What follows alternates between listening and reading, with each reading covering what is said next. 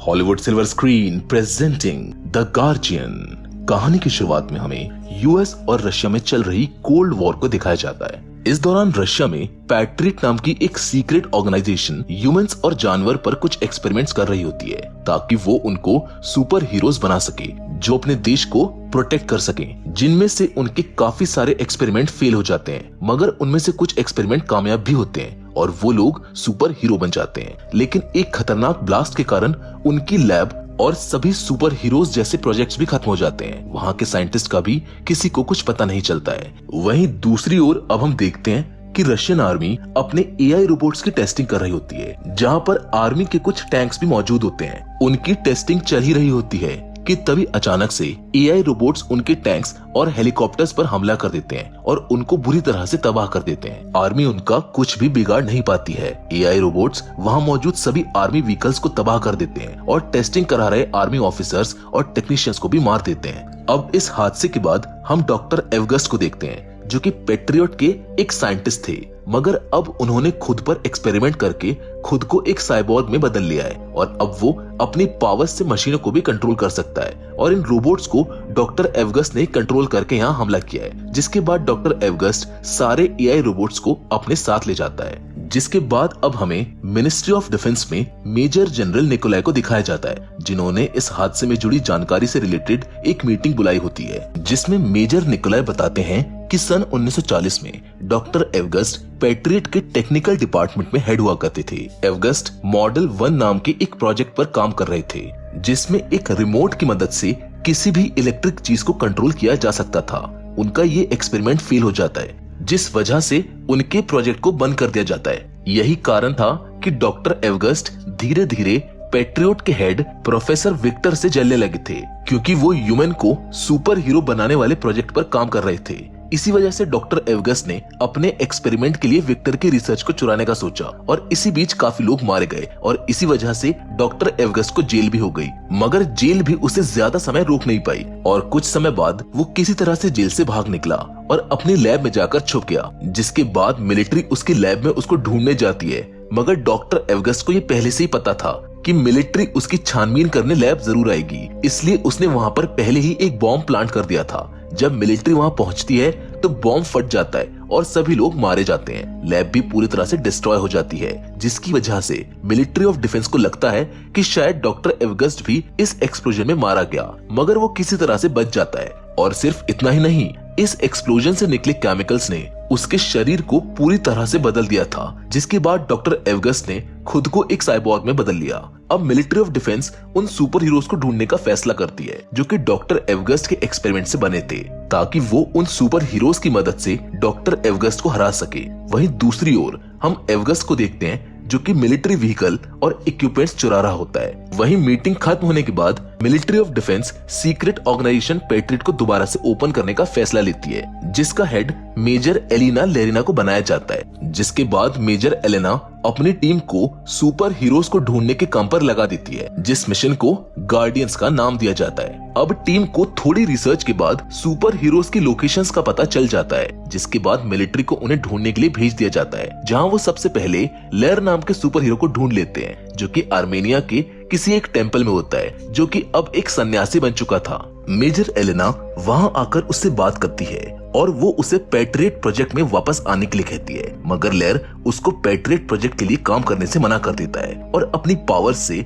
वहां पड़े स्टोन्स को हवा में उड़ा देता है। मगर जब एलेना लेर को डॉक्टर एवगस्ट और हाल ही में मिलिट्री ट्रेनिंग बेस पर हुए हमले के बारे में बताती है, तो वो प्रोजेक्ट में काम करने के लिए मान जाता है, क्योंकि वो डॉक्टर एवगस्ट से बदला लेना चाहता है। जिसके बाद हम खान नाम के एक सुपर हीरो को देखते हैं, जिस पर कुछ एजेंट्स अपनी कार से हमला कर रहे होते हैं, मगर खान के पास स्पीड और सुपर ब्लेड्स की पावर्स होती है। वो उन एजेंट्स की कार्स को बीच में से ही काट देता है और उन सभी को मार डालता है। जिसके बाद वो लर को वहाँ पर खड़े हुए देखता है। लर उसको अपने साथ डॉक्टर एवगस्ट से बदला लेने के लिए आने को कहता है। जिसके दूसरी ओर हमें साइबेरिया में मिलिट्री को दिखाया जाता है, जो कि तीसरे सुपर हीरो को ढूंढने यहाँ पर आए हुए होते हैं। आर्सेस नाम का ये सुपर हीरो एक अबैंडन्ड कैबिन में रहता है और जैसे ही वो मिलिट्री को देखता है, वो अपने बीस्ट रूप में आ जाता है, जो कि एक जानवर जैसा ही दिखता है।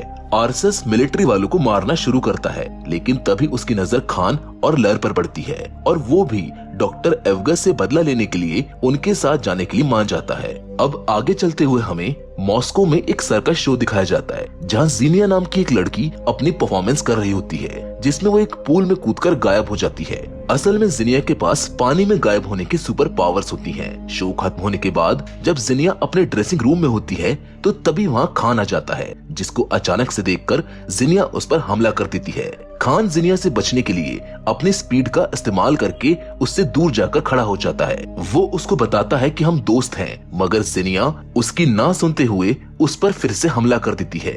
लेकिन तभी लर वहाँ आता है। ज़ीनिया उससे भी फाइट करने लगती है, लेकिन लर उसको हरा देता है। जिसके बाद वहाँ पर आर्सेस आता है। आर्सेस वहाँ आकर ज़ीनिया को बताता है कि सुपर पावर्स की वजह से हम सभी अभी तक यंग हैं। 40 साल हो गए हैं, मगर आज भी हमारी उम्र उतनी की उतनी ही है। आर्सेस ज़ीनिया से ये भी कहता है कि जिसने हमें ऐसा बनाया है, अगर तुम भी उससे बदला लेना चाहती हो तो हमारे साथ आ सकती हो। जिसके बाद सभी लोग हेडक्वार्टर में आ जाते हैं, जहां ज़ीनिया उनको बताती है कि उसको सिर्फ सन 1978 तक की मेमोरी याद है और उसको डॉक्टर्स ने श्रीवास्तवपुल के पास देखा था, लेकिन उसको कोई भी पहचान नहीं सका।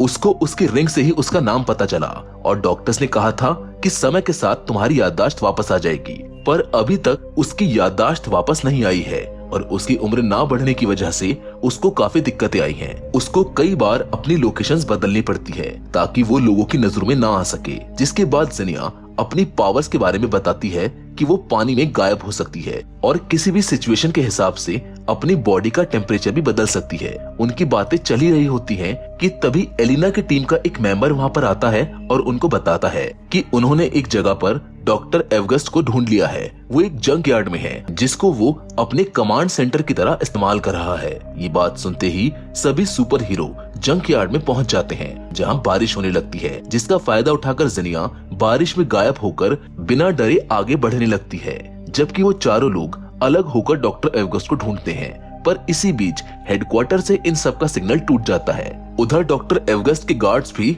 ज़ीनिया को देख लेते हैं, क्योंकि डॉक्टर एवगस्ट ने अपने गार्ड्स को एक्स्ट्रा विजन्स दे रखे होते हैं, जिससे वो ज़ीनिया के बॉडी टेम्परेचर से उसको देख लेते हैं और उसको सुपर वेपन से वहीं पर फ्रीज कर देते हैं। उधर खान और आर्सेस अपने सुपर पावर्स का इस्तेमाल करके उन सभी गार्ड्स को मारने लगते हैं और जब खान रुक जाता है तभी एक सिपाही मौके का फायदा उठाकर उस पर एक इंजेक्शन से शूट कर देता है, जिससे खान बेहोश हो जाता है और आर्सेस को भी डॉक्टर एवगस्ट के गार्ड्स जाल में फांस कर पकड़ लेते हैं। दूसरी ओर लेर अपने शरीर को स्टोन से कवर कर लेता है और अपने दोनों हाथ को एक साथ जमीन पर मारता है, जिससे वहाँ पर एक छोटा सा भूकंप आ जाता है। जिसके बाद वो सभी सिपाहियों को मारने लगता है, लेकिन तभी एवगस्ट वहाँ पर आ जाता है, जिस पर लर स्टोन से हमला कर देता है और उन दोनों में फाइट होने लगती है। मगर डॉक्टर एवगस्ट को लर के हमलों से कोई फर्क ही नहीं पड़ रहा था। डॉक्टर एवगस्ट लर को बहुत बुरी तरह से मारने लगता है और अपने घुटनों पर रखकर उसकी कमर को तोड़ देता है। लर बहुत बुरी तरह से घायल हो चुका था। डॉक्टर एवगस्ट उन सभी को एक मैग्नेटिक शील्ड वाले चेंबर में बंद कर देता है, जहां वो उनसे कहता है कि मुझे पता था कि तुम लोग यहाँ पर जरूर आओगे, इसलिए मैंने पहले ही अपने सारे गार्ड्स को तुमसे लड़ने के लिए सुपर वेपन्स दे दिए थे। जिसके बाद वो उन सभी से अपने से जुड़ने को कहता है, लेकिन आर्सेस उसको मना कर देता है। अब एवगस्ट उन सभी चोरी किए हुए टैंक्स और मिलिट्री व्हीकल्स को कंट्रोल करके शहर पर हमला कर देता है, जिसमें काफी लोगों की मौत हो जाती है। जिसके बाद हम न्यूज को देखते हैं, जिसमें बताया जाता है कि मिलिट्री टैंक्स को चोरों ने चुरा लिया है और एक अनजान दुश्मन मॉस्को की ओर अपनी आर्मी के साथ आगे बढ़ रहा है। अब हम एवगस्ट और मेजर निकोलाई को एक साथ देखते हैं और हमें यहाँ पर पता चलता है कि मेजर निकोलाई ने ही एवगस्ट के साथ एक डील की थी कि अगर वो सारे सुपर हीरोज को एवगस्ट के हवाले कर देगा तो वो किसी भी चीज को अपने कंट्रोल में नहीं लेगा। लेकिन एवगस्ट मेजर निकोलाई की नहीं सुनता है और उसको जान से मार देता है।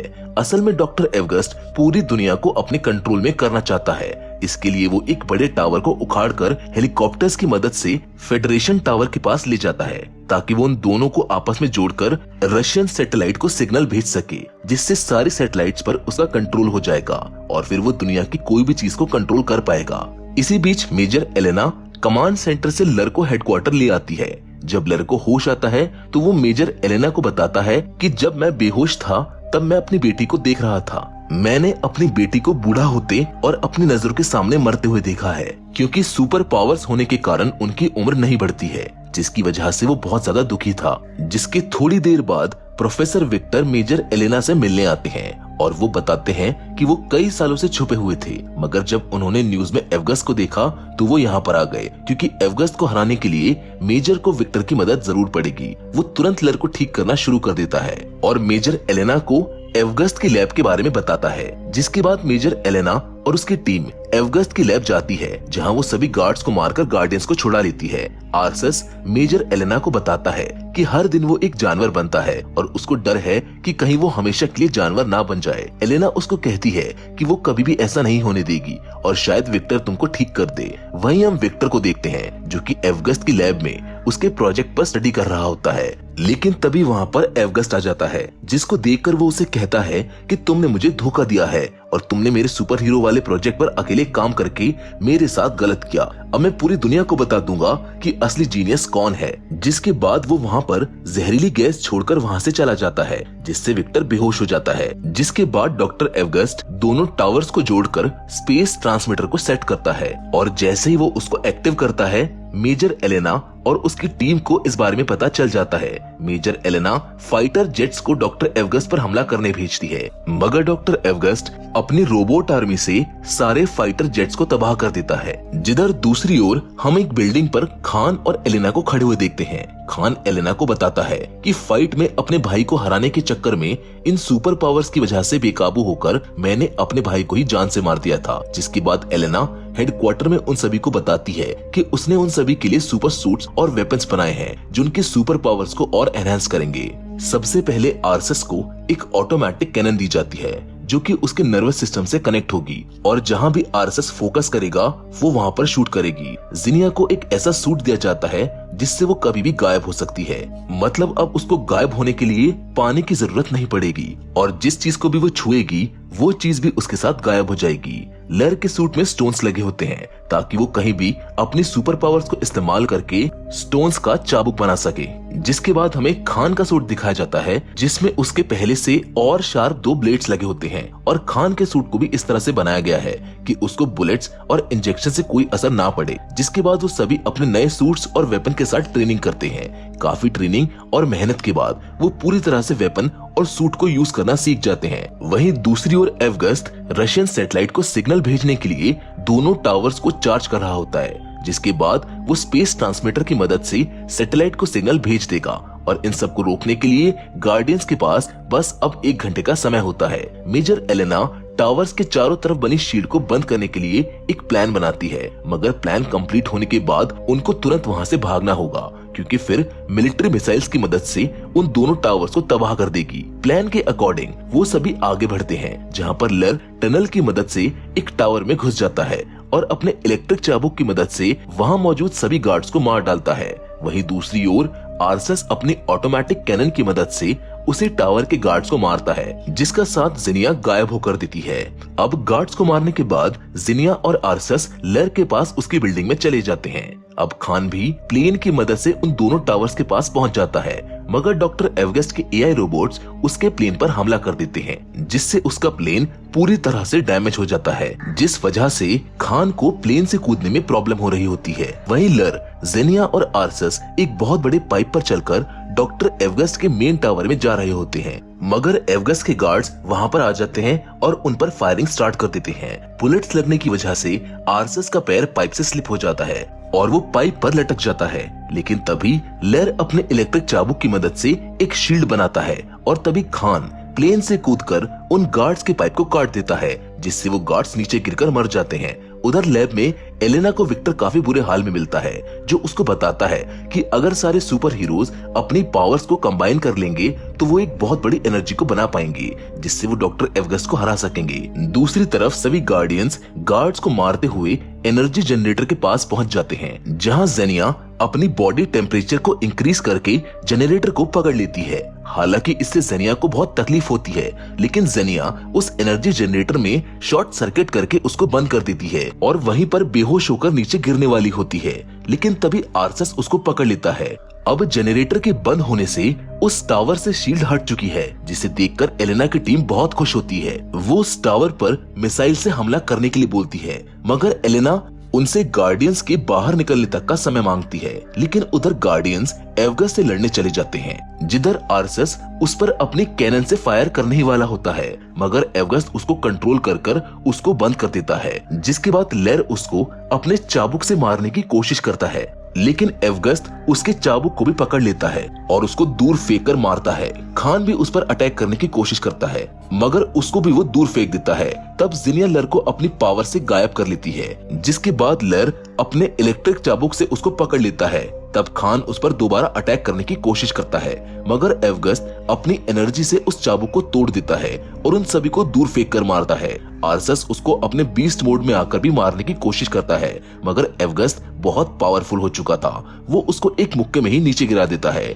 इसके बाद खान की नजर ऊपर उड़ रहे एक प्लेन पर पड़ती है। वो अपने दोनों ब्लेड्स को रस्सी से जोड़कर प्लेन पर मारता है और प्लेन के सहारे वहां से उड़कर जाने लगता है, लेकिन तभी मिलिट्री उन टावर्स पर मिसाइल लॉन्च कर देती है, मगर टावर्स तक पहुंचने से पहले ही एवगस्ट उनको कंट्रोल करके आसमान में ही डिस्ट्रॉय कर देता है, जिसके बाद डॉक्टर एवगस्ट उस प्लेन को भी अपने कंट्रोल में ले लेता है और उसको नीचे गिराने ही वाला होता है, लेकिन तभी खान उस रस्सी को काट देता है और वो सभी नीचे नदी में गिर जाते हैं, जहां मेजर एलेना उन सभी को वही बताती है जो विक्टर ने उन्हें बताया था कि अगर वो सबकी पावर्स को एक साथ मिलाएंगे तो वो बहुत ज्यादा एनर्जी बना पाएंगे, जो कि डॉक्टर एवगस्ट को हराने का एकमात्र तरीका है। गार्डियंस ऐसा ही करते हैं और अपनी सारी पावर्स लर को ट्रांसफर कर देते हैं, जिससे लर के पास इतनी ज्यादा एनर्जी इकट्ठा हो जाती है कि जब वो उस एनर्जी को टावर्स की तरफ छोड़ता है तो वहाँ पर एक बहुत बड़ा ब्लास्ट हो जाता है, जिससे वो दोनों टावर्स तबाह हो जाते हैं और डॉक्टर एवगस्ट भी मारा जाता है।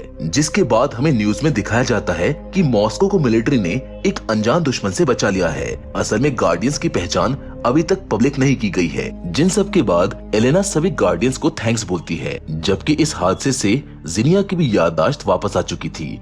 अब वो सब वहाँ से जाने लगते हैं, लेकिन तभी मेजर एलेना उनको बताती है कि बाकी के गार्डियंस मिल गए हैं और इसी के साथ ये फिल्म यहाँ पर खत्म हो जाती है। हम उम्मीद करते हैं कि आपको ये सुपर हीरो फैंटेसी मूवी पसंद आई होगी। बाकी अगर आप ऐसी और मूवीज देखना चाहते हैं तो हमें कमेंट बॉक्स में ऐसी और भी मूवीज के नेम सजेस्ट कर सकते हैं। हम कोशिश करेंगे कि उन सजेस्टेड नेम्स में से बेस्ट मूवीज को चुनकर उन पर जल्दी से वीडियो बनाएं। बाकी फिलहाल आज के वीडियो में तो बस इतना ही, लेकिन हाँ, हम फिर से जरूर मिलेंगे और वो भी एक नई इंटरेस्टिंग कहानी के साथ। पर तब तक के लिए धन्यवाद।